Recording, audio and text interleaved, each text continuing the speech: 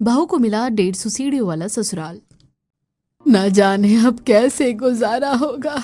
माँ, इस तरह रोने से कुछ नहीं होगा। जो होना था हो गया। आप अपने आप को संभालिए।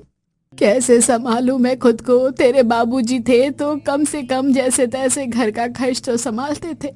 उनके जाने के बाद कुछ दिनों तक जमा पूंजी से काम चल गया। अब तो वो भी खत्म हो गई है। कौन संभालेगा घर की जिम्मेदारियां? माँ, आप तो चाहकर भी कुछ नहीं कर सकती हैं। आपके पैरों में तो बहुत चोट लगी है जिससे आप खड़ी भी नहीं हो पाती हैं। दीदी, मुझे बहुत तेज भूख लगी है। मैंने कल रात से कुछ नहीं खाया। अपने पूरे परिवार को बिखरता देखकर कीर्ति फैसला लेती है। माँ, अब मुझे ही इस घर की बागडोर संभालनी होगी। कब तक हाथ पर हाथ धरे बैठी रहूंगी? लेकिन तू इतना सब कुछ अकेले कैसे करेगी? माँ, मैं इस तरह आपको टूटता और हिम्मत हारता हुआ नहीं देख सकती। फिर कीर्ति अपने परिवार की जिम्मेदारियां संभालने का फैसला लेती है और अगले ही दिन काम की तलाश में निकल जाती है। यहाँ से गुजरते वक्त मैंने यहाँ हायरिंग का पोस्टर पढ़ा था। क्या वो अभी भी अवेलेबल है? नो मैम, यहाँ अब कोई भी वैकेंसी खाली नहीं है। मैनेजर की बात सुनकर कीर्ति उदास मन से एक स्कूल में ट्राई करने जाती है। सर, क्या मुझे यहाँ कोई टीचर की जॉब मिल सकती है? नहीं, मैं यहाँ आपको टीचर की नौकरी नहीं दे सकता। मुझे एक्सपीरियंस टीचर चाहिए। सर प्लीज, मैं कम सैलरी में काम करने के लिए तैयार हूँ। कोई सी भी वैकेंसी टीचर की खाली तो होगी। नहीं, बिल्कुल भी नहीं। हम फ्रेशर टीचर नहीं रख सकते। सॉरी, आप जा सकती हैं। इस तरह अलग अलग जगह से कीर्ति को नौकरी के लिए इनकार कर दिया जाता है और फिर शाम को हर जगह से मुझे काम पर रखने के लिए मना कर दिया गया है। अब मैं क्या करूं? मैं हिम्मत हार गई तो घर पर सबका क्या होगा? उन लोगों ने मुझसे उम्मीद लगाई है। यह सोचकर कीर्ति फिर से एक दो जगह जॉब के लिए अप्लाई करती है और पूरे एक दिन बाद उसे एक होटल में रिसेप्शनिस्ट की जॉब मिलती है। कल से आप सुबह सुबह 10 बजे आ जाइएगा। 10 बजे से शाम के 6 बजे तक आपकी जॉब चलेगी और सैलरी 10,000 रहेगी। 10,000? मैं तो स्कूल की फीस, घर का खर्चा, दवाइयाँ, ये सब कैसे हैंडल होगा? लेकिन अभी कोई जॉब भी नहीं मिल रही है। हाँ बोल देती हूँ। यह सोचकर कीर्ति जॉब के लिए हाँ कर देती है और कुछ एडवांस पैसे लेकर घर के लिए सामान लेकर आती है।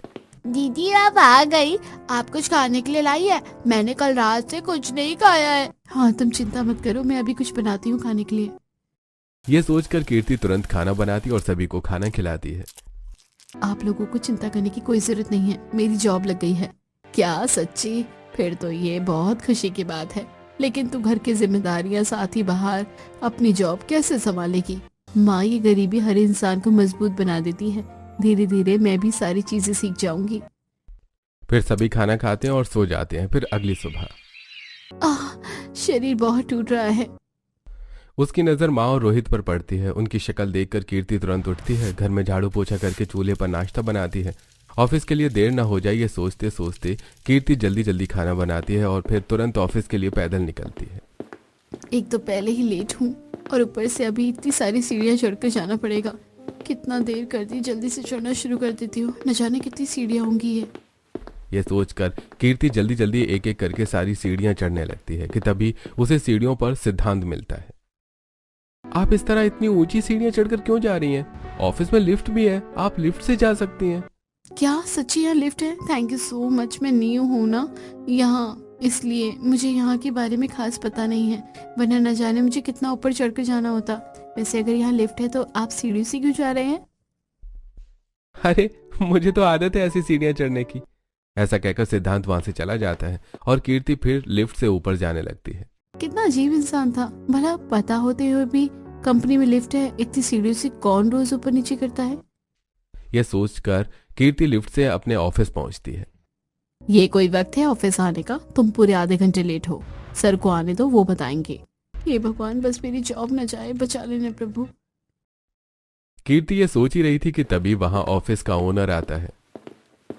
क्या हुआ? ये भीड़ क्यों लगी है? यहाँ किसी को कोई काम नहीं करना है क्या?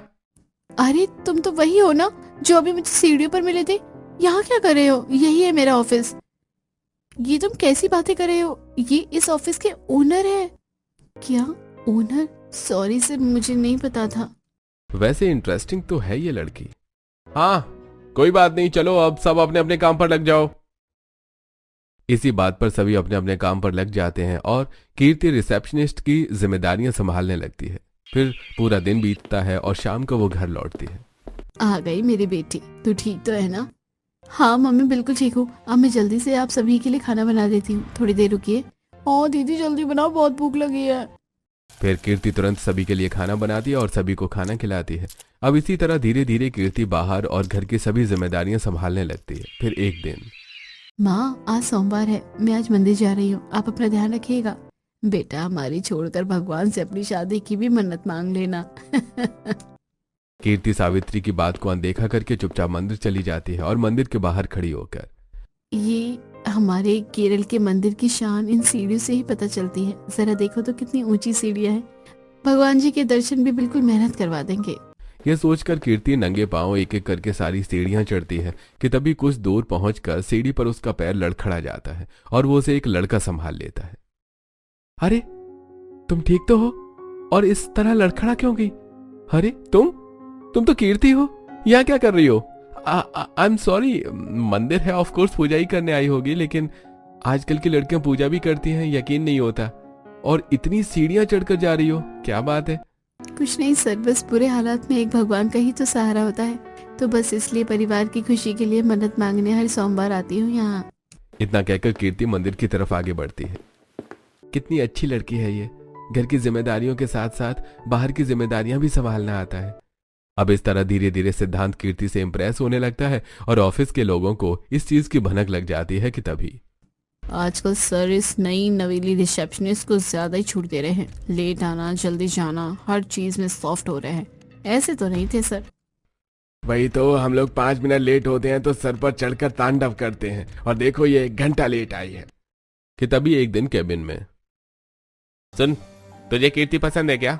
ऑफिस में सब बातें बना रहे हैं, और ऐसा है तो उसको ये बात बता देना। हाँ मैं भी यही सोच रहा हूँ। वैसे भी घर वाले मुझे शादी के लिए फोर्स कर रहे हैं और परफेक्ट भी हूँ, कोई कमी नहीं है मुझ में, कीर्ति भी मना नहीं करेगी मुझे। ये सोचकर अगले ही दिन सिद्धांत कीर्ति को अपने ऑफिस में बुलाता है और घुटनों पर बैठकर उसे प्रपोज करता है। ये आप क्या कह रहे हैं सर? ये सब गलत है। आपकी और मेरी कोई बराबरी नहीं है। आप कहाँ और मैं कहाँ। मुझे इन सब बातों से फर्क नहीं पड़ता कीर्ति, मैं तुम्हें पसंद करता हूँ। उस दिन सीढ़ियों पे जब हम मिले तभी तो मुझे पसंद आ गई थी, और फिर मंदिर की सीढ़ियों पे भी तुम्हारा परिवार के लिए प्यार देखकर मेरा दिल और पिघल गया। बस बस, मुझे और कुछ नहीं सुनना। मैं यहाँ अपनी घर की जिम्मेदारियां शॉर्ट आउट करने आई थी, ना कि आपके साथ लव एंगल का गेम खेलने। मैं अभी और इसी वक्त इस ऑफिस से रिजाइन देती हूँ। इतना कहकर कीर्ति गुस्से में केबिन से बाहर निकलती है और ऑफिस का काम छोड़ देती है। और फिर 1-2 दिन बाद, अरे कब दोगे तुम इस मकान का भाड़ा? तेरी बेटी ने तो नौकरी भी छोड़ दी। आप इस तरह चिल्लाइए मत, मैं कुछ दिनों में पैसे दे दूंगी। मैं कुछ दिनों बाद आऊंगा और तब तक मेरा मकान का भाड़ा तैयार होना चाहिए। कीर्ति बेटा, क्या बात है जो तूने अचानक नौकरी छोड़ दी? नहीं कुछ नहीं, बस मुझे वहाँ कुछ सही नहीं लग रहा था, लेकिन आप लोग चिंता मत कीजिए, मैं कुछ न कुछ करती हूँ माँ। ऐसा कहकर कीर्ति मंदिर जाकर सीढ़ियों पर अपने बगीचे के फूलों को बेचना शुरू कर देती है। अच्छा हुआ बगीचे में ये फूल उगे हुए थे, वरना इसके भी पैसे मुझे भरने पड़ते। फूल ले लो, फूल 20 रुपए में। ओ माय गॉड, ये मैंने क्या कर दिया? मेरी वजह से आज इसकी ऐसी हालत। मुझे वो स्टूपिड हरकत नहीं करनी चाहिए थी। अब मुझे ये सब ठीक करना होगा। ये सोचकर सिद्धांत शाम को अपने घर वालों से इस बारे में बात करता है। क्या नहीं ऐसा हो सकता? इतने गरीब घर की लड़की हमारे इस अमीर खानदान की बहू नहीं बन सकती। हाँ, और गरीब घर की लड़कियों की तो चाल होती है अमीर घर के लड़कों को इम्प्रेस करने के लिए, वो ये सब करती होगी। नहीं, इस घर में मेरे पोते की पसंद की ही बहू आएगी। उसने जो फैसला लिया होगा सही ही लिया होगा, और वैसे भी हम अमीर घर की लड़की को अपनी बहू बनाकर हम पछता ही रहे हैं। दादी, मुझे पता था आप मेरी बात को जरूर समझेंगी। वो बहुत अच्छी है और समझदार भी। आपकी जैसी बहू चाहिए वो बिल्कुल वैसी ही है। क्या पता वो अच्छी बनने का नाटक कर रही हो। उसकी चिंता तू मत कर, मैं हूं ना। फिर चक्रवाती देवी कुछ सोचने लगती हैं और फिर अगले दिन मंदिर की सीढ़ियों पर, इतनी मेहनत से सुबह से लेकर अब जाकर फूल बिके हैं। कल तो किसी ने भी कुछ नहीं खाया था, शायद आज सभी का पेट भर जाए। तभी वहां एक गरीब परिवार आता है। बेटी, क्या तेरे पास कुछ खाने को है? मैं बहुत दिन से भूखी हूँ। बेटी तो चुप क्यों है? कुछ बोल ना, अगर पैसे है तो वही दे दे। अरे ये लोग कितने बूढ़े हैं। मैं तो फिर भी अभी पैसे कमा लूंगी, लेकिन इनकी हालत तो देखो। हे भगवान, मदद करना इनकी। एक गरीब ही दूसरे गरीब की पीड़ा को समझ सकता है। ये सोचकर कीर्ति दिन भर की कमाई बेझिझक गरीब बूढ़ी औरत को दे देती, जो कोई और नहीं गरीब लिबास में आए सिद्धांत के परिवार वाले थे। बेटी, तूने तो हमें दे दिया सब कुछ, तू क्या खाएगी? तेरे पास है क्या? आप लोग चिंता मत कीजिए, शायद मुझसे ज्यादा जरूरत आपको थी इन पैसों की। कीर्ति की ये बात सुनकर अश्विनी और चक्रवर्ती देवी बहुत ज्यादा खुश हो जाती हैं और कीर्ति का स्वभाव उन्हें पसंद आ जाता है। और अगले दिन सिद्धांत के परिवार वाले कीर्ति के घर में बैठे हुए होते हैं। जी बहन जी, फिर मेरी तरफ से ये रिश्ता तय है। इतने अच्छे परिवार का रिश्ता मैं नहीं ठुकरा सकती। ये दीदी की शादी होगी, मजा आएगा। तभी वहां कीर्ति आती है पर्दे को हटाते हुए। ये सब क्या चल रहा है? और सिद्धांत सर, आप यहाँ? ये सब कौन है? अरे ये सब मेरे परिवार वाले हैं और हम सब यहाँ तुम्हारा हाथ मांगने आए हैं। नहीं, मैं ये शादी नहीं कर सकती। मुझे मेरी माँ और मेरे भाई को अकेला नहीं छोड़ना। मुझे ये मंजूर नहीं है। कीर्ति, तुम उसकी चिंता मत करो, तुम्हारी माँ और तुम्हारे भाई का ख्याल मैं रखवाऊंगा। देख कीर्ति बेटा, एक न एक दिन तो सबको शादी करनी पड़ती है, और ये बढ़िया से तेरे हाथ पीले होते हुए देखना चाहती हूँ। तुझे मेरी कसम है बेटा। सावित्री की कसम की वजह से कीर्ति को सावित्री की बात माननी पड़ती है और सावित्री भी सिद्धांत की इस बात से इम्प्रेस हो जाती है कि वो उसकी माँ और उसके भाई का ख्याल रखवाएगा। और कुछ दिनों में पारंपरिक तरीके से कीर्ति और सिद्धांत की शादी हो जाती है। फिर गृह प्रवेश के वक्त। रुक जा बहू, तुम लोग बहू को उस तरफ कहाँ लेकर जा रहे हो? कीर्ति बहू, चल तू मेरे साथ चल। चक्रवर्ती देवी कीर्ति को अपने साथ 150 सीढ़ियों के पास ले जाती है। छोटी बहू, तुझे इन सीढ़ियों को पार करके ही ससुराल में गृह प्रवेश करना होगा, फिर ही तू हमारे घर की बहू कहलाएगी। क्या मेरे ससुराल में इतनी सारी सीढ़ियां हैं? तभी उस दिन ऑफिस में सिद्धांत जी ने ये उनकी आदत बताई थी। हाँ बहू, अब इन 150 सीढ़ियों को पार करके तुझे अपने ससुराल पहुंचना है और तभी तेरा गृह प्रवेश होगा। अश्विनी की बात सुनकर कीर्ति बिना देर किए एक एक करके हांफते हुए 150 सीढ़ियां चढ़ना शुरू करती है। उसके साथ उसका ससुराल भी दे रहा होता है। हे भगवान, मैं तो थक गई। ये सीढ़ियाँ तो खत्म होने का नाम ही नहीं ले रही। कीर्ति, मैं तुम्हारे साथ हूँ, मुझे पता है तुम ये कर लोगी। फिर दोनों बात करते हुए जैसे तैसे 150 सीढ़ियों का रास्ता तय करते हैं और फिर द्वार प्रवेश के बाद कीर्ति अपने आलीशान से घर में पहुंचती है। अरे ऐसे आंख फाड़ फाड़ कर क्या देख रही हो? इतना बड़ा घर देखकर सदमे में मत चली जाना। अरे चुप हो जाओ, बहू थक गई होगी। बहू जाकर आराम कर ले। मनीष की बात सुनकर कीर्ति तुरंत अपने कमरे में पहुंचती है और थकान की वजह से अपने बिस्तर पर लेटते ही सो जाती है। फिर अगली सुबह नहा धोकर तैयार होकर किचन में पहुंचती है। आज तो मेरी पहली रसोई है। एक काम करती हूँ, सभी के लिए अलग अलग पकवान बनाना शुरू कर देती हूँ। यह सोचकर कीर्ति एक से बढ़कर एक पकवान बनाती है और सभी को खिलाती है। अरे वाह, आपका खाना तो बहुत ज्यादा स्वादिष्ट है। हाँ चाची, आपने तो बहुत टेस्टी खाना बनाया है। प्लीज टिफिन में भी दे दीजिएगा। हाँ हाँ ठीक है, मैं तुम्हारे टिफिन में भी रख दूंगी। तभी नीचे से डिलीवरी बॉय की आवाज आती है। अरे लगता है मेरा पार्सल आ गया है। भाभी जाकर ले आइए तो। रिया की बात सुनकर कीर्ति सीढ़ियों के पास जाने लगती है। अरे भाभी, आप सीढ़ी से क्यों नीचे जा रही हैं? सीढ़ी से नहीं तो क्या, तेरे सर पे से जाएगी। जा बहू। फिर प्रभावती देवी की बात सुनकर कीर्ति डिलीवरी लेने चली जाती है। ये भगवान, ये सीढ़ियाँ भी ना। कीर्ति जैसे तैसे नीचे जाकर पार्सल लेती है और फिर ऊपर आती है। पार्सल देकर वो किचन में जाती है। ये भगवान, घर में तो सब्जी भी नहीं है, अब क्या करूं? तभी किचन में कीर्ति की जेठानी आती है। सब्जियां खत्म हो गई तो खड़े खड़े किचन में सब्जी उगाओगी क्या? सीढ़ियाँ उतर कर बाजार जाओ और सब्जियां लेकर आओ। ठीक है जेठानी जी। इतना कहकर कीर्ति सीढ़ियों के पास आकर खड़ी हो जाती है। वैसे ही मेरा वजन कम है। इन 150 सीढ़ियों पर उतरने चढ़ने में तो मेरा वजन सिर्फ 150 ग्राम बचेगा, पर सब्जियां तो लानी पड़ेगी। इसी तरह सीढ़ियां गिनते हुए कीर्ति नीचे उतरती है और बाजार चली जाती है। क्या दूं आपको? 1 लौकी, 250 ग्राम परवल और 1 किलो आलू टमाटर दे दीजिए। कितना होगा भैया? 250 रुपए। भैया सही दाम लगाकर सब्जियां दे दीजिए। अरे मालकिन, आप आई हैं आज, बाकी सब कहाँ गए? वैसे भी ये आपके घर के लोग पागल हैं लगता है। देखो घर इतना अच्छा है लेकिन सीढ़ियां मंदिर जैसी बनाई हुई हैं। आप अपने काम से काम रखिए भैया। कीर्ति सब्जी वाले से सब्जियों का थैला लेकर अपने घर की तरफ आने लगती है। अपने घर की सीढ़ियों के पास पहुंचकर चल कीर्ति, शुरू हो जा। कीर्ति दोबारा हांफते हुए 150 सीढ़ियां चढ़कर ऊपर आती है।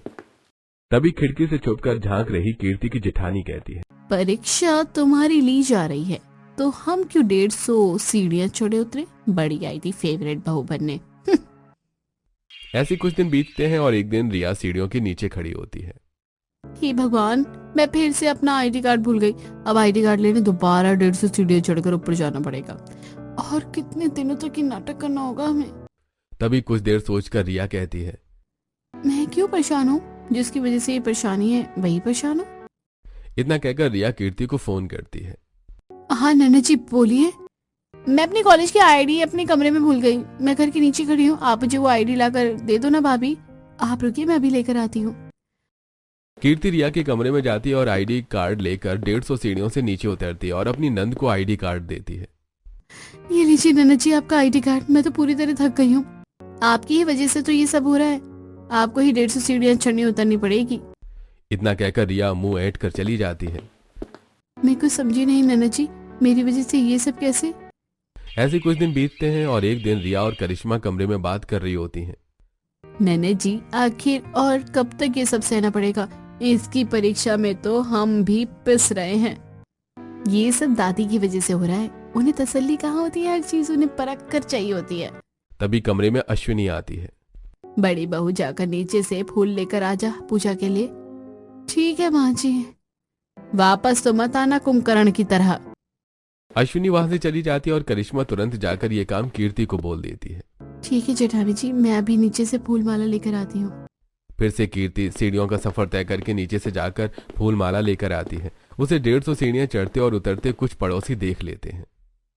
ये अश्विनी जी की नई बहू तो कुछ ज्यादा ही मेहनती नहीं है, सारे काम सीढ़ियों से आते जाते करती है। कमाल है, घर वाले भी कुछ नहीं कहते।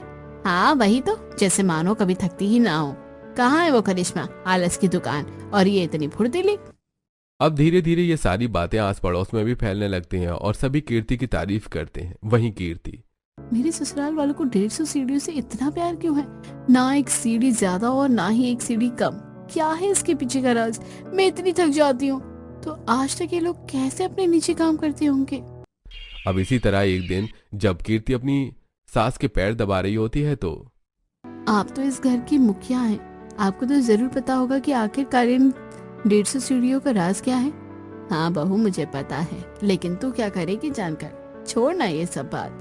अब इसी तरह अक्सर जब भी कीर्ति अपने ससुराल के किसी भी सदस्य से इस राज के बारे में पूछती तो कोई भी उसे नहीं बताता और बातें घुमा देता। इसी तरह एक दिन, अब मैं ब्रश कैसे करूं, मोटर में तो पानी नहीं आ रहा है। हाँ मेरे कमरे में पानी नहीं आ रहा है, अब मैं अपने कॉलेज कैसे जाऊंगी? अब जब तक मोटर ठीक नहीं होती तब तक नीचे जाकर नीचे से ही पानी लाना होगा। हाँ बड़ी बहू और छोटी बहू, तुम दोनों नीचे से जाकर पानी ले आओ। क्या मैं? नहीं मैं नहीं जा रही, वैसे भी मेरी कमर दर्द है, मैं नीचे से ऊपर पानी नहीं ला सकती। कोई बात नहीं नन्ना जी और देवर जी, अगर आप लोगों को देर हो रही है तो मैं जाकर नीचे से पानी ले आती हूँ। कीर्ति के ससुराल में मोटर जाम होने की वजह से पानी आना बंद हो जाता है और कोई प्लम्बर उनके घर भी नहीं आता है। उनकी इतनी सीढ़ियों को देखकर तभी कीर्ति सभी के लिए पानी लाने का फैसला करती है और सभी के लिए सीढ़ियों से उतरकर पानी लेकर ऊपर आती है। मुझे हिम्मत नहीं आनी है। इस तरह कीर्ति बड़बड़ाते हुए जैसे तैसे सारा काम करती है, लेकिन अपनी जिम्मेदारी से पीछे नहीं हटती, जिसकी वजह से रात तक उसके पैरों में बहुत ज्यादा सूजन आ जाती है। तभी कमरे में, क्या हुआ बहू, तू आज बहुत ज्यादा थक गई है, तेरे पैरों में भी सूजन आ गई है? हाँ अब दिन में 3 बार 150 सीढ़ियों से ऊपर नीचे करती हूँ तो हो ही जाता है। आप लोग चिंता मत करिए, थोड़ा आराम करूंगी तो ठीक हो जाएगा। फिर कीर्ति को देखकर सभी अपने अपने कमरे में जाते हैं और थोड़ी देर बाद, अरे ये चिल्लाने की आवाज कहाँ से आई है? आह ये पैर भी ना, उफ आह। वहीं दूसरी तरफ, अभी कौन चिल्ला रहा है? स्किन केयर भी नहीं कर पा रही हूँ, खैर छोड़ो मुझे क्या। इस तरह करिश्मा चिल्लाने की आवाज को अनदेखा कर देती है। वहीं दूसरी तरफ, अरे क्या हुआ, तुम्हारा पैर दर्द हो रहा है, तुम जा क्यों रही हो? नीचे से किसी की चिल्लाने की आवाज आई है, जरा देखो तो, मुझे भी कुछ ठीक नहीं लग रहा। ये कहकर कीर्ति अपने सूजे पांव के साथ ही अपनी जिम्मेदारी को समझते हुए नीचे आती है, जहां सीढ़ियों पर मनीष खून से लथपथ बेहोश पड़ा होता है। अरे ये तो पिताजी है, ये सब कैसे हुआ? मुझे कुछ करना होगा। कीर्ति तुरंत मनीष को अस्पताल लेकर आती है और उन्हें एडमिट करवाती है। घर में किसी को कानो कान खबर नहीं होती। घबराइए नहीं, आपके पिताजी सेफ हैं। डॉक्टर मुझे आपका फोन मिलेगा, घर पर इन्फॉर्म करना है। फिर कीर्ति ससुराल वालों को सब बताती है, जिसे सुनकर पूरा परिवार हॉस्पिटल आ जाता है। बहू हाँ सिर्फ तेरी वजह से मनीष जिंदा है। कीर्ति, अगर तुम आधी रात को उठकर एक आवाज सुनकर बाहर न जाती तो शायद आज हम पिताजी को खो बैठते। जिसे मैं इतना गलत समझती थी, आज उसने पिताजी की जान बचा ली। मुझे माफ कर दीजिए, आज के बाद मैं आपको गरीब कहकर ताने नहीं मारूंगी। कोई बात नहीं जेठानी जी। कीर्ति करिश्मा को माफ कर देती है। फिर मनीष जी को लेकर सभी लोग घर आते हैं। बहू, तेरे पूरे पैर में सूजन आ गई है, तू अपने कमरे में जाकर आराम कर और अगली सुबह हम बात करेंगे। अश्विनी की बात सुनकर कीर्ति अपने कमरे में जाती है और आराम करती है। फिर अगली सुबह शायद अभी वो सही वक्त आ गया है जब हमें बहू को सारी सच्चाई बता देनी चाहिए। हाँ, हमने बहुत ले ली बहू की परीक्षा, अब और नहीं। तभी सीढ़ियों की तरफ जाती कीर्ति। मैं नीचे से सब्जी लेकर आती हूँ। बहू, तेरे पाँव में तो सूजन है। तभी पीछे से सिद्धांत कीर्ति की आंखों पर पट्टी बांधता है और उसे घर के दूसरे हिस्से में लेकर आता है। आप लोग मुझे कहाँ ले जा रहे हैं? अश्विनी लिफ्ट से पर्दा हटाते हुए। बहू, तू तैयार है ना? तेरी आंख की पट्टी खोल रही हूँ। अश्विनी कीर्ति के आंखों की पट्टी खोलती है और कीर्ति लिफ्ट देखकर, मेरे इस 150 सीढ़ियों वाले ससुराल में लिफ्ट भी है? बहू, मुझे माफ कर दे, मैं तेरी परीक्षा ले रही थी और जिस परीक्षा में तू बखूबी पास हो गई है। परीक्षा? लेकिन किस लिए? फिर चक्रवर्ती देवी कीर्ति को बताती हैं।